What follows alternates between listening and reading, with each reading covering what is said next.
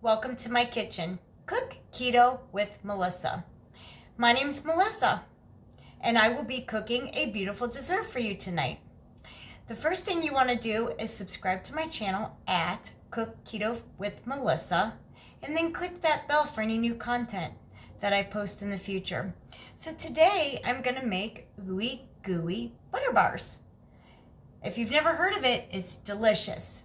So I'm gonna give you a little bit of background on me. 2.5 years post-op gastric bypass surgery. I had the full gastric bypass, also known as the Rowan Y. I'm down 175 pounds. So I keep it keto, I keep it low carb. I'm not strict keto, I'm dirty keto, and I'm lazy keto. And then I mostly cook low carb. So this recipe, if you're trying to watch your sugars and your carbs, would be good for you. I have grown to love this recipe for years. I love butter. I love things that are ooey and gooey. So I thought, well, how can I make this a low carb dessert but still taste delicious? So follow me, let's get started. The first thing that you want to do is go ahead and soften your butter.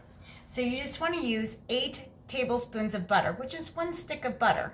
So you just want to put it in a microwave safe bowl, which is what I have here, and you just want to soften it up. Now everybody's microwave's different. I have a 1200 watt microwave, so you may want to do it like in increments of 30 seconds to see where it's at. You just want your butter to be softened up, but yet make your dish creamy. So let's get this in the microwave and get it softened up. So while you have your butter softening up in the microwave, the next thing you want to do is grab a box of yellow cake mix. That's going to create your crust. Now I use Duncan Hines classic yellow cake mix, and I use the keto-friendly brand, and it only has 4 net carbs. Now I live here in Ohio, so I don't know what stores you have in your local area, but I shop just at my local Walmart. And I find this in the dessert aisle where you find your flour, your cake mixes, frostings, etc. So it is Duncan Hines classic yellow cake mix, and it says right on the box, keto friendly, and it's 4 net carbs. Costco carries keto friendly items. Giant Eagle, I don't know if you have a local Giant Eagle in your area, but most of the time I just get my stuff from Walmart. It's a little bit on the cheaper side than some of these other stores, especially when you're buying in bulk at Costco, and Giant Eagle could be a little bit more pricier. So if you want to keep it budget friendly, I recommend trying to go to your local Walmart. As I stated, I'm in Ohio, and get this, just make sure it's Duncan Hines. Any brand cake mix would work as long as it's a low carb or a keto friendly. If you cannot, for some reason, find a yellow cake mix that is low carb or keto friendly, sugar free, they do have a sugar free option. It's Pillsbury. You can use that as well. If you absolutely can't find anything sugar free or a keto friendly, then just go with the regular box cake mix, because the ingredients that you're going to incorporate in it is all low carb and keto. But you definitely want to try to find this first. So the first thing you want to do is go ahead and just dump it into a large mixing bowl. So you just dump it right on in there. So the next thing you're going to do is you're going to add 1 egg to the cake mix.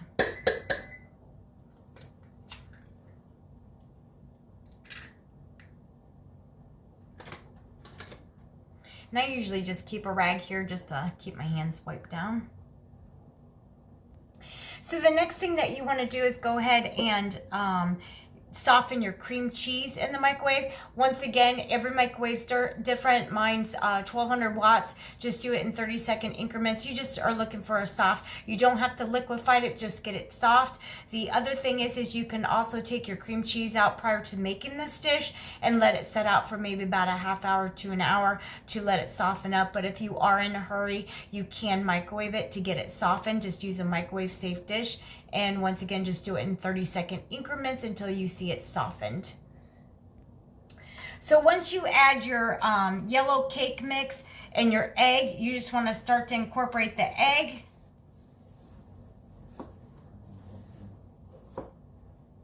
And then the next thing you want to do is add your 8 tablespoons of melted butter.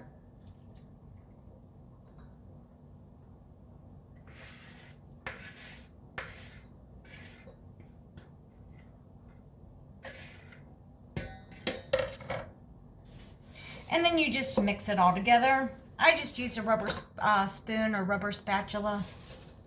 And you just want to get it into a nice dough consistency. Make sure you mix it really well. Make sure the butter and the egg is all well incorporated. You want to mix it till you get that nice golden ooey gooey doughy mixture. So that way you know that your egg and your butter's well incorporated. And then you just want it to look like this.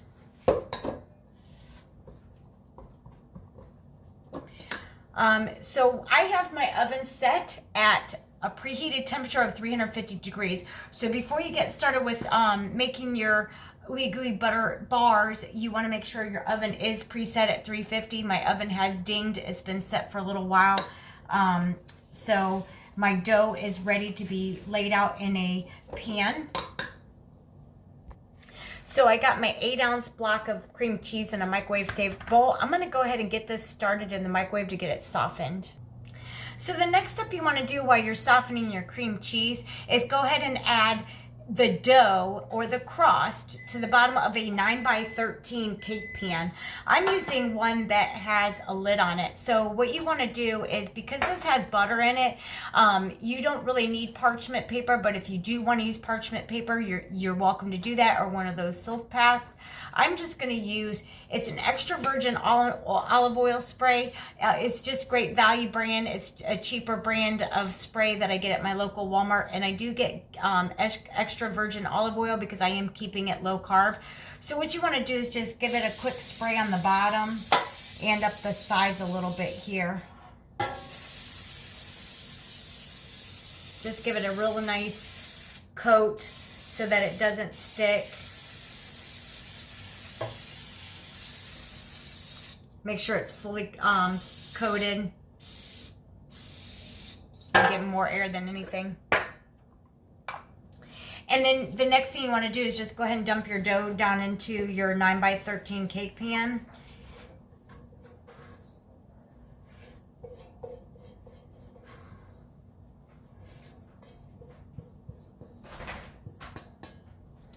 Okay, and so then what you want to do is just firmly press it down onto the bottom of it. You can use your hands, you can use your spatula, whatever you feel comfortable. And you just want to layer it in here. So I just use my rubber spatula to kind of spread it out a little bit. It can get sticky, and you just want to get it all the way to the edge. So you just want to do like a thin layer of your crust, and you want to make sure you get it spread throughout the whole cake pan evenly, so that when you're baking it, it's cooking evenly. Okay, so once you got it in your 9x13 pan, just make sure you spray it. I just used that olive oil spray that I just get at my local Walmart. It's just great value. It's on the cheaper side. So it should look like this. You just want to make sure it's evenly spread in your 9x13 cake pan, and just set it aside. So then the next thing you want to do is just add the next set of your ingredients. So the first thing you wanted to do was soften your cream cheese, and I just heard the bell on my microwave go, so I'm going to go grab that here and add it to my wet ingredients. So the next thing you want to do is you want to add 2 eggs to your cream cheese. Let's hope I don't get any shells in.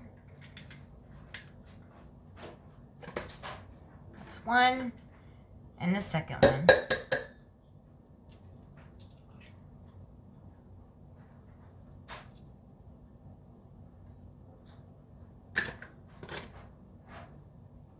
Okay, so what you want to do is you want to go ahead and beat this together before you add the next ingredients. So you want to just start off on like a low setting before you get it, and you just want to whip it for about, maybe about 1 to 2 minutes till it's nice and creamy.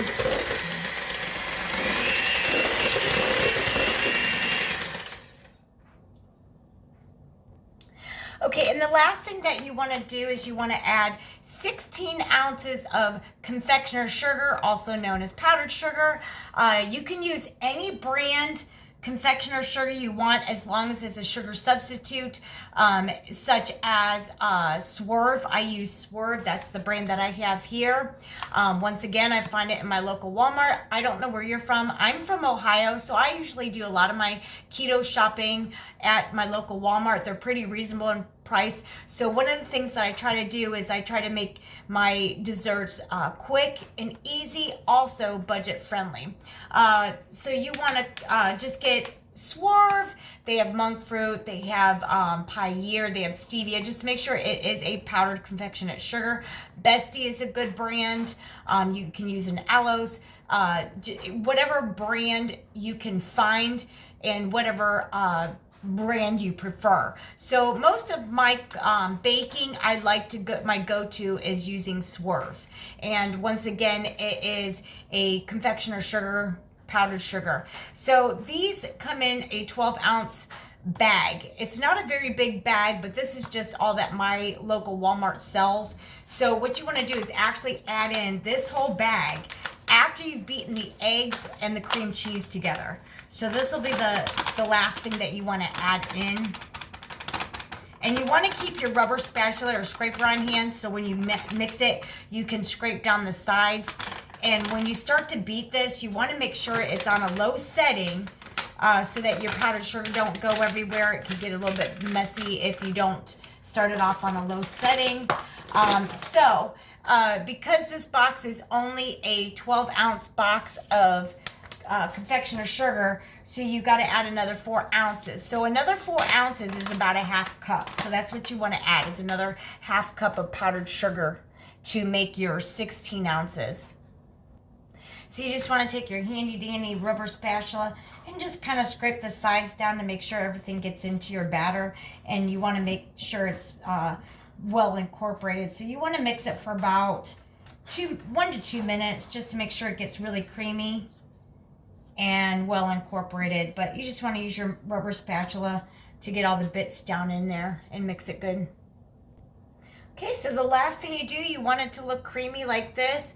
You don't want to undermix it, because when you're beating this, you want it to have that creamy consistency, and you want to get it light and airy so it'd be fluffy, because that's what a ooey gooey butter bar should be. It's also known as the ooey gooey butter cake. So all you're going to do is you're going to dump it into your 9x13 baking pan. So let's move that over here. And this is what the crust should look like. Just make sure whenever you spread the crust out, you spread it out evenly so that it cooks evenly. So you do not have to pre-bake the crust, because this will all bake together, because you are using a cake mix. So you just incorporate all this on top. Make sure you get all the scrapings out of that bowl. That's why I like using this rubber spatula, because I feel like it scoops and spreads. So what you're going to do basically is just take your rubber spatula and just kind of spread it on top of this crust nice and evenly. It almost looks like a nice vanilla frosting. It's so ooey gooey. And it smells delicious. I can almost eat it like that, but of course I would not recommend that.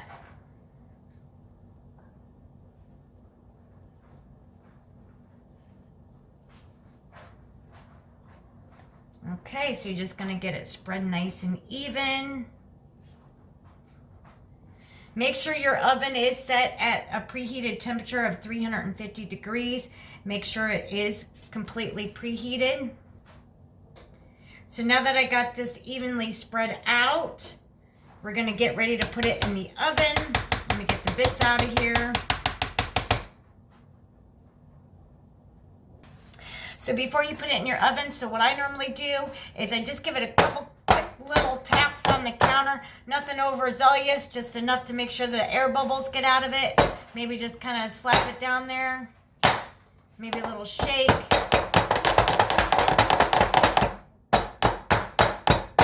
You just want to make sure you get all the air bubbles out. I think that'll do it. Now I'm going to put it in my preheated 350-degree oven. This should only cook for about 25 to 30 minutes. I have a new Frigidaire oven, so mine usually takes the full temperature. So every oven varies, just check on it. You want to look for like a little nice brown coating on the side. If it looks like it's starting to pull away from the sides, you're going to have a little bit of a jiggle. You don't want a liquefied consistency. You want more like a cheesecake consistency with just a slight jiggle to it. I always refer it to like a little wiggle or a little jiggle like Jello. So you want it firm and you want it to have a little bit of a jiggle because you do not want to overcook this, but yet also you don't want to undercook it either. So let's get it in the oven for about 25 to 30 minutes. As I stated, my oven's going to take about the 30 minutes. And then once it's done, I'm going to take it out and show you all what it looks like. So what I usually do while my Ooey Gooey butter bars is in the oven, I just do a little bit of cleanup. I just put my ingredients away, I wipe down my counters, I load up my dishwasher. So it just gives me that half hour just to clean up, empty trash. I have 4 fur babies, so I need to go take them out. So I'm gonna let this heat up and bake for about 30 minutes. And when I take it out of the oven, I will show you what it looks like. Now you can use any toppings that you choose on it. You can just eat it plain if you want, just to stay basic. You can add a caramel sauce. You can add a chocolate sauce. You can even mix it. You can even use a very nice strawberry topping or get some jam and just put it over there on top of it. And as I stated, you can just eat it plain. You can add some Cool Whip. You can add some whipped cream. You can make it homemade. They do offer keto at my local Walmart. It says keto on it. If you don't have anything that says keto, look for sugar-free. The best thing you can do if you can't find either is just to make your own homemade whipped cream. Just make sure when you're using that confectionate sugar, you're using a confectionate sugar substitute such as Swerve. They have stevia pie here. Just make sure it is powdered sugar whenever you're making your own homemade whipped cream. So I'm going to let this bake. I'm going to clean up, and then I will be back when it's ready to come out of the oven. Okay, so I have about 1 minute left for my Ooey Gooey butter cake to come out, or butter bars, whatever you want to call it. It's in a cake pan, so it's really Ooey Gooey butter bars, but it's the same thing as the Ooey Gooey butter cake. So whatever you want to call it. So I have less than a minute, and we'll pull this out, and let's show you what it looks like. Okay, everybody, it's finally out of the oven, so I'm going to show you what it looked like. Now, my oven took about 50 minutes. So as I stated before, it's 350 degrees on a preheated oven. You want to use a 9x13 pan. Make sure it's sprayed before you put it in the oven. Everybody's oven varies differently. Mine did take about 50 minutes. So I would say anywhere between 30 to 50 minutes. Just check your oven. You want it to have a little bit of a jiggle in the center. You do not want to overcook it, and you definitely don't want to undercook it. So if it looks more liquefied on the top, then you want to stick it back in the oven. Just do it maybe 5 minutes increments until you see it look like this. Look at that. That's the Ooey Gooey butter cake. So you just want to have just a little bit jiggle in the center. Yum, yum, yum, yum. That looks delicious. So you don't want to cook it, but once again, you don't want to undercook it. So when you see the brown on the edges and it start to pull away from the edges, that's usually a good indication that it's done. So you kind of want it like a cheesecake consistency. You want that light little golden brown on top, but you also want the little jiggle to it. It also reminds me of having like Jello with a little jiggle to it. So the center is not supposed to be completely set or done. You just have to have that little soft jiggle to it. That's why it's called a Ooey Gooey butter cake. So once again, my oven did take 50 minutes. So every oven varies. I would say use your judgment between 30 to 50 minutes, depending upon the type of oven you have. One good way to make sure your oven is working properly is get a oven temperature.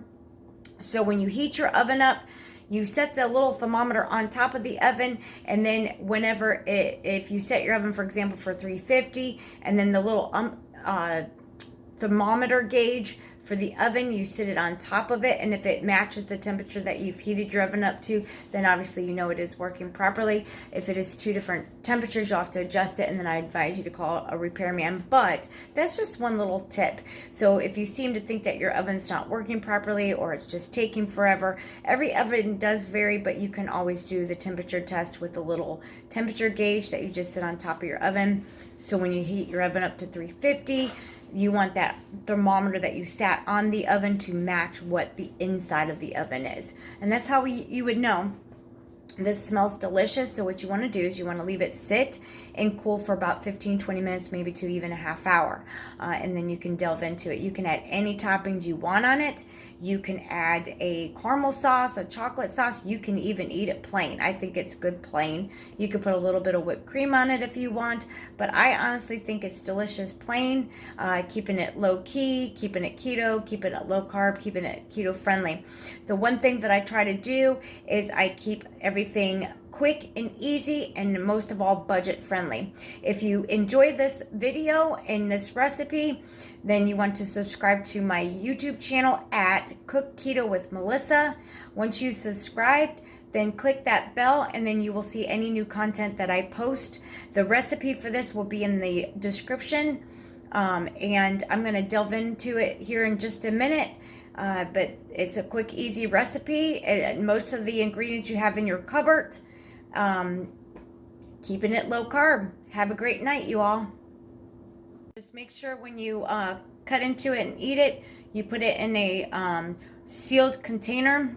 I have a lid for my 9x13 that I use.